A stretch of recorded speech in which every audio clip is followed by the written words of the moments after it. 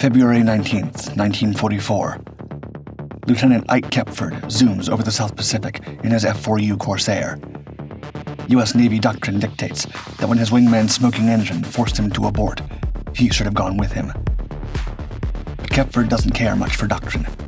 He's already been reprimanded for his bad attitude, kicked out of flight school, caught dogfighting U.S. Army aircraft during training exercises, and now the impetuous fighting ace is chomping at the bit to claim some more victims. Below him, he's picked out an irresistible target, a lone Japanese seaplane, oblivious to his presence. Kepford swoops down for the attack, his 6 machine guns blasting the unsuspecting enemy aircraft, sending it plummeting into the waves. Yet the seaplane wasn't alone. Looking up, Kepford's eyes widen as he sees 20 Japanese Zero fighters swarming above him. Most aviators would panic, yet Kepford relishes the opportunity. He's part of Fighter Squadron 17, the infamous Jolly Rogers, and he's about to show the enemy the true meaning of the skull and crossbones painted on his tail. Lieutenant Commander John Thomas "Tommy" Blackburn had every reason to doubt himself as he stood on the dock at Virginia's Norfolk Naval Air Station on New Year's Day, 1943. Just 2 months earlier, his first squadron command had ended in disaster off the coast of Morocco, with Blackburn himself floating in a life raft for 3 agonizing days after his damaged Wildcat was forced to ditch in heavy seas. Now, the Navy was giving him a second chance, and the most controversial fighter aircraft in the fleet. The Vought F4U Corsair was unlike anything naval aviation had ever seen. Powered by a massive 2,000 horsepower Pratt & Whitney engine and sporting an inverted gull wing that gave it an unmistakable silhouette, the Corsair was faster and more powerful than any carrier fighter before it. But it was also a maintenance nightmare, plagued by hydraulic leaks, fuel system problems, and landing gear that bounced unpredictably on carrier decks. Fighter Squadron 17, or VF-17, would be only the second Navy squadron to receive the Corsair. Yet, instead of complaining about his unit being selected as guinea pigs for the problematic fighter, Tommy Blackburn was determined to unlock its potential. But it wasn't just the aircraft that had a troublesome reputation. VF-17 pilot Oscar Ox Chenoweth, who had previously served alongside Blackburn as an instructor at Opelika, Florida, recalled that the squadron was, quote, made up of a group of people who were, I guess you might say, misfits in other squadrons. They either didn't get along with their skippers, or they did something wrong. But Tom would always go rescue them from the arms of the powers to be and say, oh, I can handle him. Where other commanders saw insubordination, Blackburn recognized independent thinking.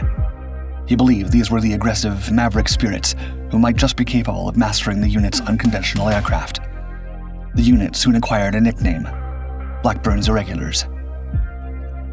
One of the unruly young pilots Blackburn took under his wing was 24-year-old Lieutenant Ike Kepford, a former Northwestern University football player who'd been washed out of civilian pilot training for going home for Christmas without permission. The instructors had told him he lacked, quote, the right attitude for a flyer.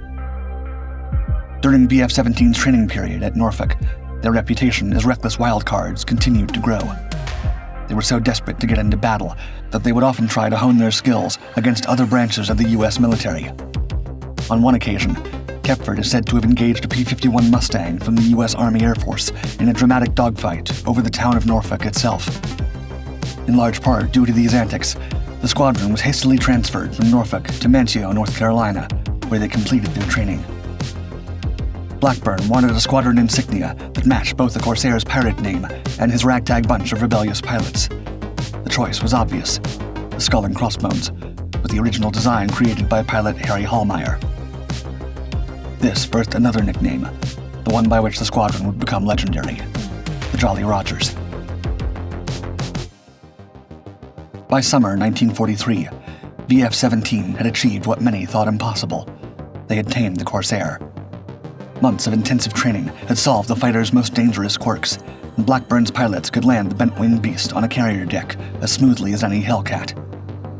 When USS Bunker Hill departed Norfolk for the Pacific in August, the Jolly Rogers were finally ready to prove themselves in combat, and they could barely wait to head into action. Rear Admiral John Ballantyne, Chief of Staff for Commander Air Forces Pacific, later said, quote, "They were so anxious to fight that sometimes I was almost afraid to let them take off from the ship for fear they'd start shooting at each other. But the Navy High Command had other plans. The Corsair's reputation for difficult carrier operations had spread throughout the fleet, creating a logistics nightmare for naval planners. While VF-17 had mastered their aircraft, other squadrons were struggling with the temperamental fighter. Supply officers worried about maintaining spare parts for two different aircraft types on the same carrier. Flight deck crews complained about the Corsair's longer takeoff roll and higher landing speeds. The solution was brutally simple: standardize on one fighter. The Grumman F-6F Hellcat was proving reliable, easy to fly, and lethal in combat. Why complicate matters with the troublesome Corsair? Despite VF-17's proven carrier qualifications, orders arrived that stunned Blackburn and his men. The squadron that had worked harder than any other to master carrier operations with the Corsair was to be removed from USS Bunker Hill and exiled to land bases in the South Pacific instead. The Jolly Rogers had become the only squadron in Navy history to be kicked off an aircraft carrier before even carrying out its first combat mission. The irony was devastating. While VF-17 was being cast aside, the Royal Navy was successfully operating Corsairs from their carriers, proving the aircraft's viability at sea. But American naval doctrine demanded uniformity, and the Corsair was the odd man out. Were swiftly bundled aboard transport aircraft headed for Guadalcanal, their bent-wing fighters following by ship. They had trained for months to be the Navy's elite carrier fighter squadron, but now they were about to become something else entirely. On October 27th, the transport plane carrying VF-17's pilots touched down on the steel-matted runway at Henderson Field, Guadalcanal. After months of preparation for carrier warfare, the Jolly Rogers found themselves in a completely different world, one of mud, mosquitoes, and makeshift airfields carved from tropical jungle. Their new base would be even more primitive than Henderson Field. Ondanga Airfield on New Georgia Island bore an ominous Melanesian name meaning place of death, a fitting designation for what would become the most dangerous fighter base in the South Pacific. The runway was little more than crushed coral, the living quarters were tents, and the nearest hospital was hundreds of miles away. Blackburn's motley crew adapted quickly. Their Corsairs arrived by ship, and within days, the distinctive bent-wing fighters with skull and crossbones nose art were operational. The timing was perfect. American forces were launching the invasion of Bougainville, and every available fighter would be needed to protect the landing fleet. November 1st dawned clear over Empress Augusta Bay. As Marines stormed ashore at Cape Torquena, VF-17 received its first combat assignment, high cover for the invasion fleet. For months, they'd wondered how their contentious Corsairs would perform against the legendary Japanese Zero. They were about to find out. The Japanese response was swift and massive. Wave after wave of Aichi D-3A Val dive bombers, escorted by Mitsubishi A6M0 fighters, swept down from their fortress at Rabaul, determined to destroy the American invasion before it could establish a foothold. Blackburn led his Corsairs into the swirling aerial battle, the skull and crossbones on his cowling gleaming in the tropical sun. The months of training paid off spectacularly. The Corsair's superior speed and firepower, combined with Blackburn's intensive tactical preparation, proved devastating against the Japanese formations. When the smoke cleared, VF-17 had claimed 6 enemy aircraft destroyed, including 2 personally shot down by Blackburn himself. Not a single Jolly Roger had been lost. More importantly, not one Japanese bomb had found its target among the precious invasion ships below. Blackburn's irregulars had proven their effectiveness, and that of the Corsair in the heat of battle, and they weren't going away anytime soon. After their spectacular combat debut on November 1st, of daily missions against the Japanese stronghold at Rabaul, the massive enemy base on New Britain Island, bristling with 4 airfields and 100,000 troops, had become the primary target in the Allied campaign to neutralize enemy air power in the region. Each dawn brought new briefings, new escort assignments, and new opportunities for the Jolly Rogers to prove themselves. The squadron scoreboard was growing steadily, but the Japanese weren't making it easy. Enemy pilots based at Rabaul were among the cream of the Imperial Navy, and they were growing increasingly aggressive as Allied pressure mounted. On November 8th, exactly 1 week since VF-17's first mission, Executive Officer Roger Hedrick led his flight of 8 Corsairs on what should have been a routine patrol, when radar operators reported a massive Japanese formation climbing from Rabaul. 39 enemy fighters, the largest force the squadron had ever encountered. Then disaster struck. 2 of Hedrick's Corsairs suffered mechanical problems and were forced to abort, leaving just 6 skull and crossbones painted fighters against overwhelming odds.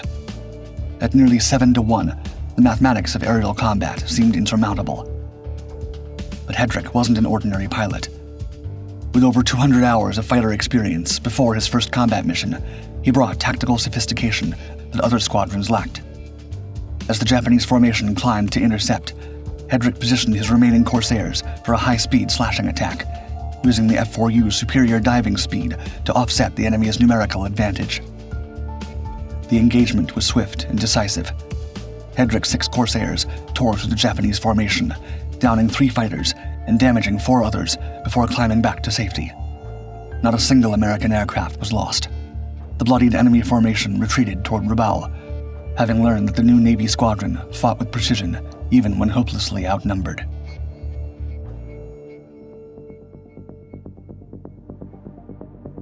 Three days later, on November 11th, VF-17 headed out over Empress Augusta Bay to intercept a large incoming Japanese force from Rabaul.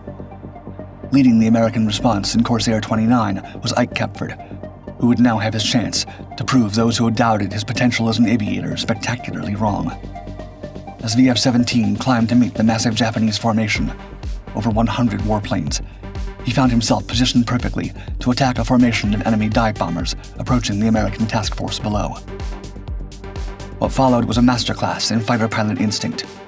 In the swirling chaos above the Solomon Sea, Kepford systematically hunted down 4 enemy aircraft, 3 Aichi D-3A Val dive bombers and 1 Nakajima B-5N Kate torpedo bomber. His 650 caliber machine guns turned the enemy aircraft into flaming debris that tumbled toward the ocean below. A contemporary U.S. Navy publication described how, having claimed his first 4 victories in a single mission, Kepford landed, quote, grinning from ear to ear, and as excited as a kid with his first bicycle. Several of Kepford's comrades also scored victories. By the end of the massive air battle, VF-17 had claimed 18 enemy aircraft destroyed and a further 6 damaged. While they only suffered 3 damaged aircraft and 1 injured pilot, the squadron had faced overwhelming odds and emerged victorious, protecting the American task force from what could have been a devastating attack. Hedrick and Kepford soon established themselves as the unit's top hitmen. Their contrasting styles, one methodical and precise, the other bold and improvisational, would come to symbolize the Jolly Roger's versatility. However, they weren't the only pilots whose tallies were expanding. Squadron Commander Blackburn would regularly demonstrate to his men why he was in charge, downing enemy aircraft with growing frequency. Meanwhile, Ox Chenoweth and Lieutenant Robert Coles were also building impressive records, and newcomers like Lieutenant Daniel Cunningham were proving that Blackburn's eye for talent remained sharp.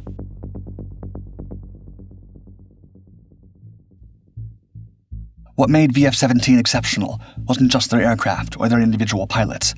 It was Tommy Blackburn's unique leadership. While he could be strict, he didn't hesitate to give underperformers a dressing down and would remove any pilots who he believed were too reluctant. The commander was constantly looking for new approaches to make his squadron more effective. Aerial tactics would need to be adapted to match the Corsair's unique capabilities. While other units relied on the standard thatch weave developed for lighter fighters, Blackburn modified the formation to account for the Corsair's bigger, heavier, and faster characteristics. The result was a fighting formation that maximized the F4U's advantages while minimizing its weaknesses. Yet Blackburn's innovations went beyond fighter tactics and found the Corsairs showing they were capable of more than many had imagined. When bomber formations failed to reach their targets due to bad weather, the Corsairs would be left with nothing to escort. In these instances, most commanders would simply abort the mission. Blackburn decided to innovate. He started having his fighters carry 500-pound bombs, so that if his bombers didn't make it through, they could conduct their own bombing runs. At a time when dual-role fighter-bomber aircraft were still rare within the U.S. Navy, the Jolly Rogers began attacking Japanese shipping in Simpson Harbor with their own ordnance before engaging in dogfights with enemy aircraft, making every mission productive, regardless of circumstances. But Blackburn also realized that his squadron would not perform to its full potential if morale was low. Life on base in the South Pacific was often miserable. Aside from the constant threat of attack, servicemen had to endure unbearable heat and humidity, primitive living conditions, terrible food, insects carrying life-threatening tropical diseases, and a general lack of comfort and sanitation. Blackburn saw an opportunity to raise his men's spirits when, while leading a supply run to the rear area, he and his maintenance officer discovered that loading only a third of the Corsair's ammunition left enough room in each wing's ammunition tray for several bottles of beer. Within hours of their return flight, the entire squadron and their marine neighbors were enjoying cold beer, chilled by high altitude during the journey. Years later, Ox Chenoweth would reflect on what made Blackburn special. Quote, "I think of all the people I've known in naval aviation I'd want to go to war with, I'd just as soon go with Tom. Because when they shot the first gun, Tom was ready to fight from then on." By the end of January 1944, under Blackburn's inspiring leadership, BF-17 had firmly established itself as one of the Navy's most successful fighter squadrons.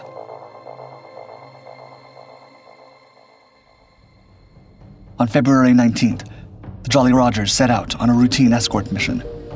Kepford was leading a division providing high cover for TBF Avengers striking Japanese positions near Cape St. George when his wingman's engine began showing signs of serious trouble. Standard fighter doctrine was absolute: never fly alone over enemy territory. But with smoke trailing from his partner's F4U, Kepford faced a choice. Any sensible pilot would have escorted the damaged aircraft home. But Kepford had spotted something that every fighter pilot dreamed of finding: a lone Japanese roof seaplane cruising low over the water, apparently unaware of the Corsairs circling high above. Kepford made his decision.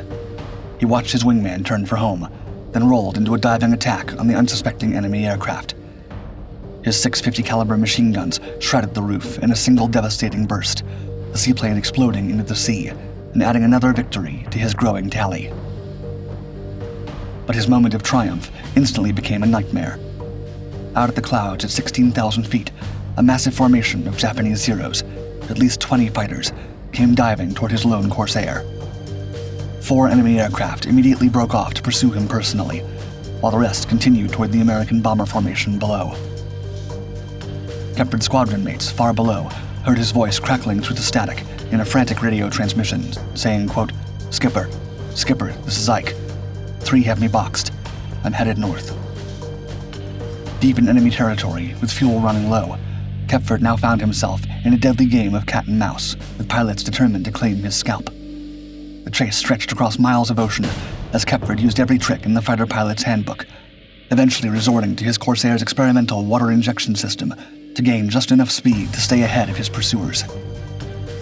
Back at Bougainville, the entire squadron waited in tense silence. Hours passed, with no word from Corsair 29. Then, as the tropical sun began to set, a familiar engine sound drifted across the airfield. When Corsair 29 finally touched down, Kepford emerged from his cockpit and raised 3 fingers in triumph. Despite overwhelming odds, he'd not only survived, but also gunned down 3 enemy fighters, adding to his legend as one of the most fearless pilots in the Pacific. By May 1944, VF-17's combat tour was drawing to a close, and the statistics were nothing short of extraordinary. In just 76 days of fighting, Blackburn's irregulars had flown 8,557 combat hours, scoring 154 confirmed victories, plus 75 probables, while losing only 19 Corsairs of their own, an incredible 8-to-1 ratio that no other naval squadron had achieved. More remarkable still, BF-17 had accomplished something unprecedented in aerial warfare. Not a single bomber under their escort had been shot down by enemy fighters. Through months of daily missions over the most heavily defended targets in the Pacific, it provided an impenetrable shield for the vulnerable strike aircraft it protected. The squadron had also produced 13 aces, pilots with 5 or more confirmed victories, more than any other unit in naval aviation. With 16 confirmed victories, Ike Kepford had emerged as not only the #1 ace in the squadron, but in the entire U.S. Navy. Following him on the leaderboard were Roger Hedrick and Tommy Blackburn, with 12 and 11 victories respectively. Even pilots with fewer than 5 victories had proven themselves exceptional, with nearly every member of the squadron claiming at least one enemy aircraft. The transformation was complete. The misfits and troublemakers that other commanders couldn't handle had become the most successful fighter squadron in the Navy. The Corsair that had been deemed unfit for carrier service had proven itself the most lethal fighter in the Pacific when placed in the right hands, earning the fearsome nickname Whistling Death.